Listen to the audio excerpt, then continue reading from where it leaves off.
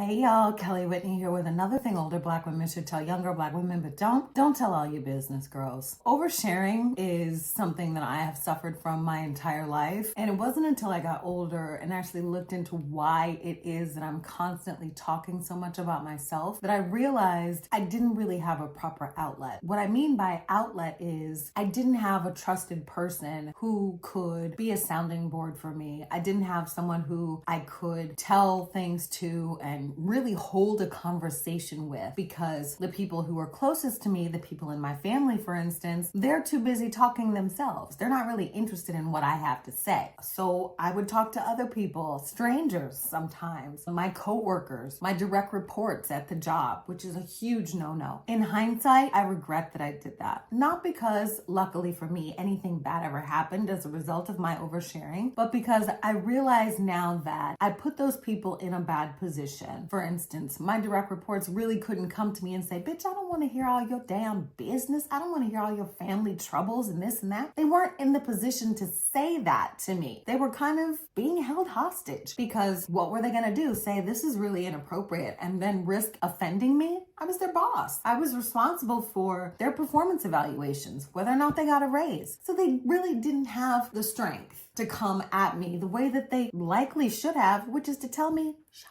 the fuck up. Thinking now about all of the things that I revealed to people, I regret it. I realize now that when you tell people your business, you're basically giving them information, valuable information that they can subsequently use against you should they desire to. And I'm blessed. Nobody has really used my information against me because, first of all, I've been open about all the whole shit that goes on in my motherfucking life. So if somebody tries to come at me like, yeah, bitch, everybody already knows.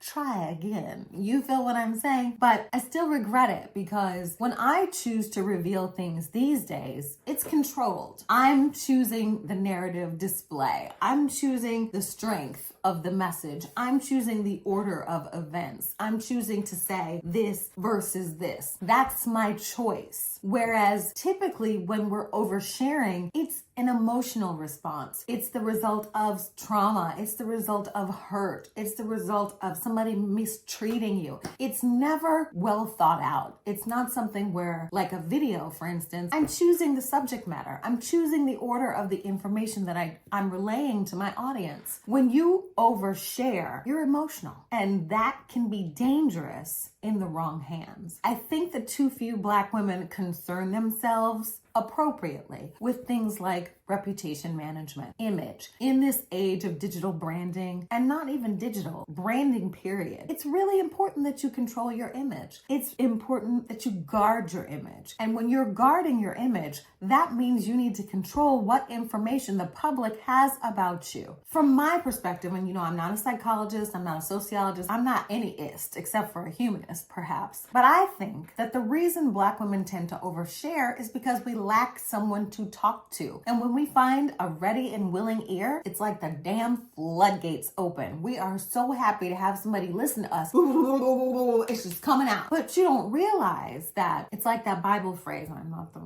biggest with the Bible, but it says something like, no weapons formed against you shall prosper. Well, when you're running your mouth, you give them the building blocks to form the weapons, okay? What I would say to anyone, honestly, is that oversharing can be dangerous. It's better for you to hold your business close to your chest. Don't tell people you're having troubles in your marriage. Don't tell people your child is sick. Don't tell people you're having family troubles. Keep that very personal information for your very close friends, family, trusted individuals, a therapist, that sort of thing. Don't just tell your business to anybody who will listen, because let's just say you tell somebody something personal and then they repeat it to the wrong person, and then that personal tidbit finds its way into the wrong ear and that person uses it against you. They could use it to give somebody the wrong idea, and then that person subsequently doesn't hire you or give you an opportunity. They could put that tidbit in somebody's ear and then they set you up for hurt, harm, or danger. It is too dangerous these days. And things are going to get rough, I think, from an economic perspective in the near future. So it's best that you mitigate and minimize any risk, whether that risk is emotional, financial, or physical. Oversharing is risky. And I think that older Black women don't often tell younger Black women don't overshare because we overshare. You can't always tell somebody don't do something when you don't practice your own advice. And then a lot of times oversharing works in the older person's best interest because then they know all your damn business. Gossip is it's an international pastime. And who better to gossip about than the people who are closest to you? So stop oversharing. Keep your business,